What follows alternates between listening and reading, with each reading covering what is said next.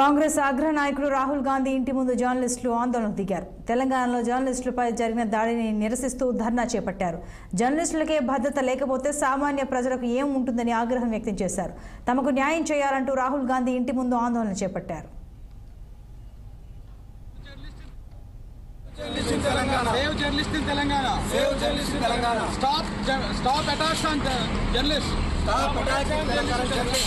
Stop attacks on journalists. Stop attacking journalists. ऊपर भी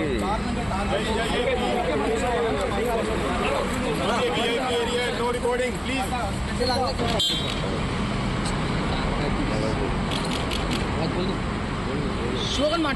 Save journalists in Telangana. Save journalists in Telangana. Save journalists in Telangana. Save journalists in Telangana. Stop attacks on journalists.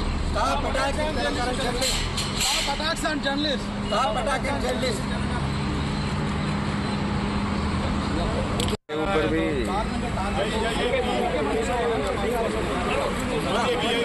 No recording, please.